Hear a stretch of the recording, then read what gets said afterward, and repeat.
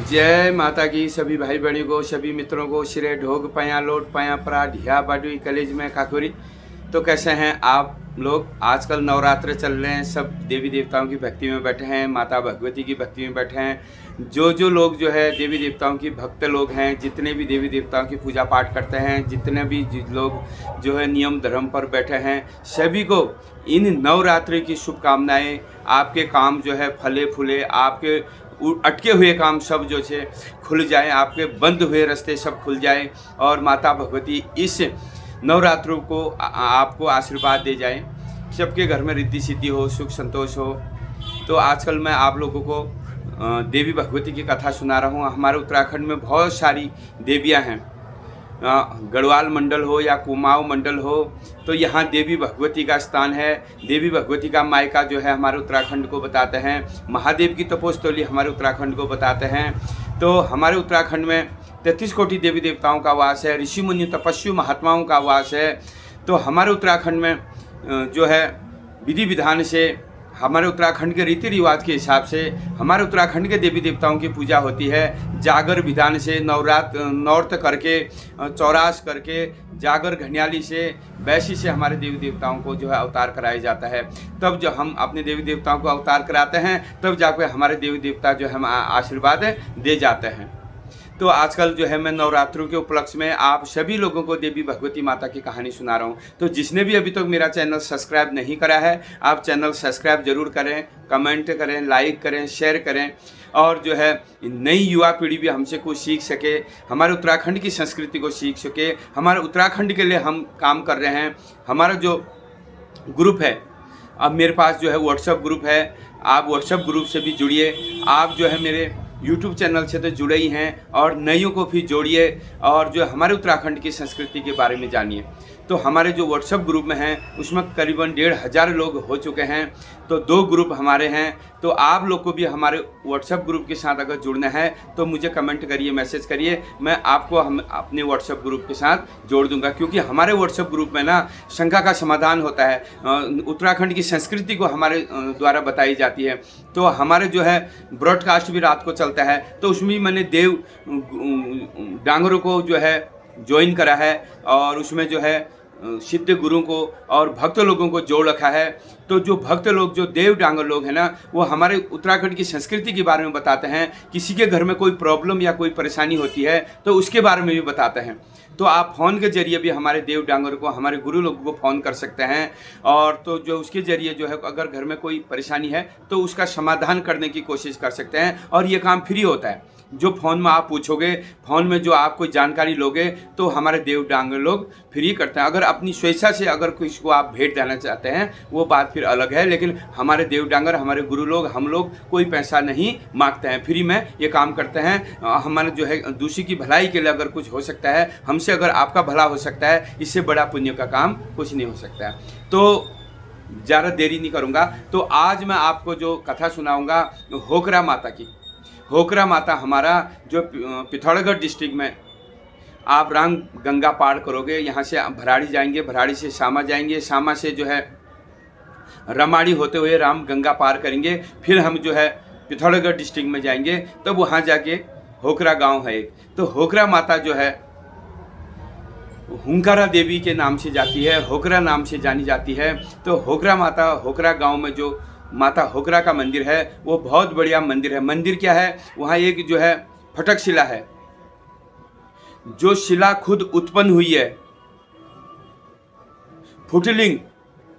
Footling के रूप में माता भगवती वहाँ पर अवतार है, खुद प्रकट हुई है माता वहाँ से।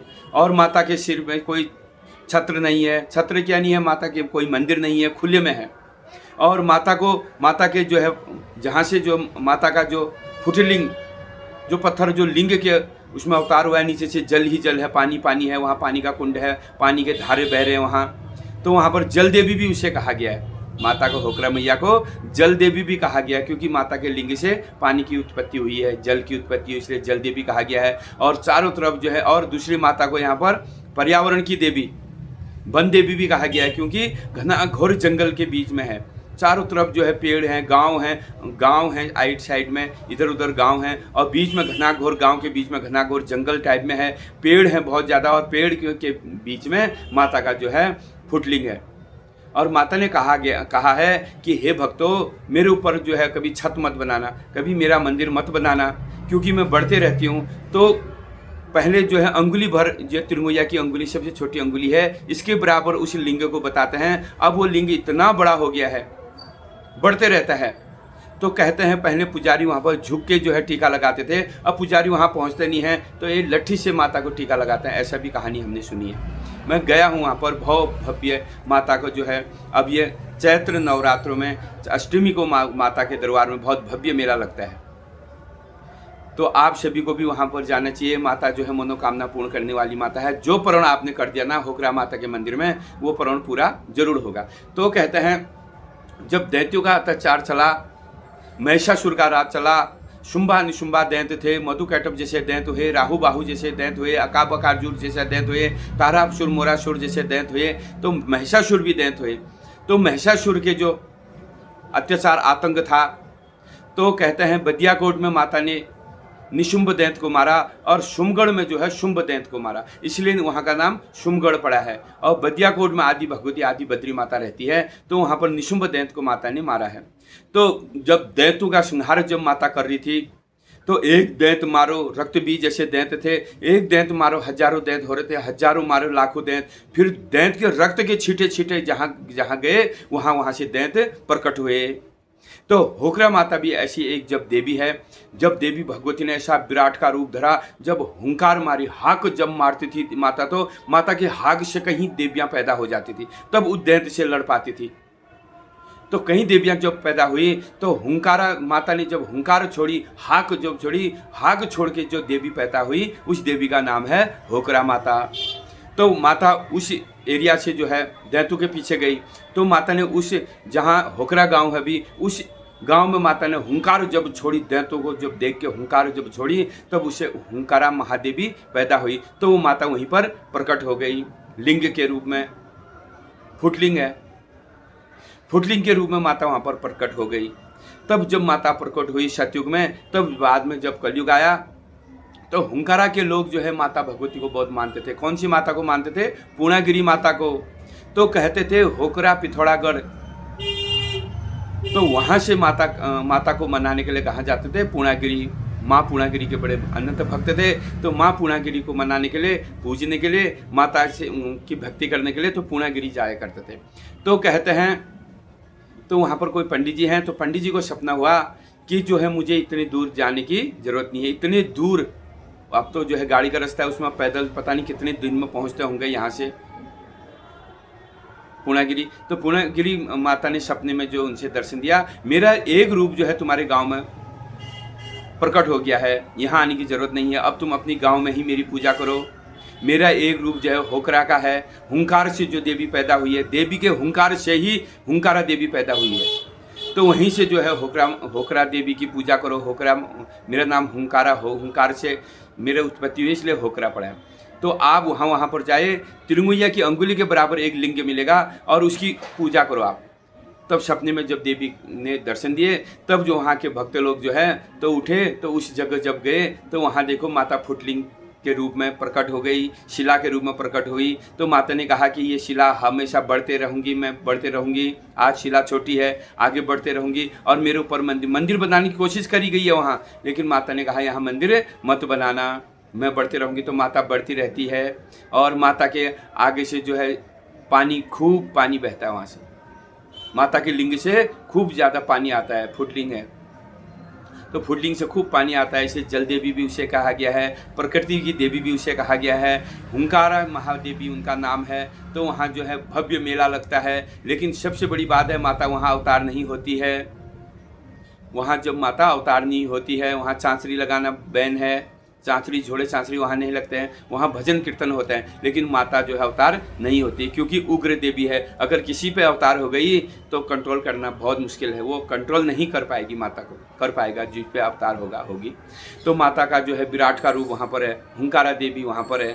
तो जय हो हुंकारा महादेवी की जय हो, देवी नव दुर्गा भगवती मैया की जय हो, सांचे दरबार की जय हो, होकरा मैया की जय हो। तो होकरा मैया बहुत जो है परशुवान देवी है और जो है भक्तों को जो है रक्षा करने वाली देवी है, हमारे जो है उत्तराखंड की रक्षक देवी है।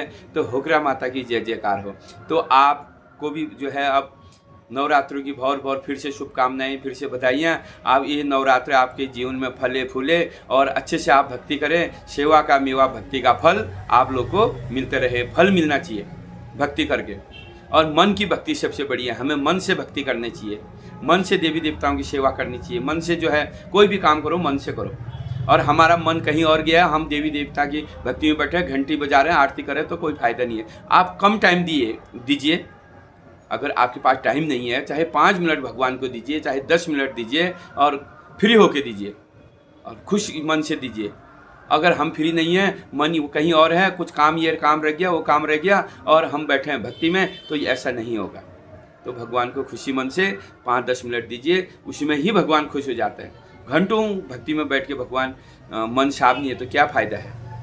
तो भगवान जो है भाव के भोगी हैं, प्रेम के भोगी हैं और भगवान जो है थोड़ी में ही खुश हो जाते हैं। तो सबके घर में रिद्धि सिद्धि हो, सुख संतोष हो और जो है हमारे उत्तराखंड की जय जयकार हो, सबका भला हो। जय उत्तराखंड, जय देवभूमि, जय मैया भगवती की जय हो। जय भारत माता।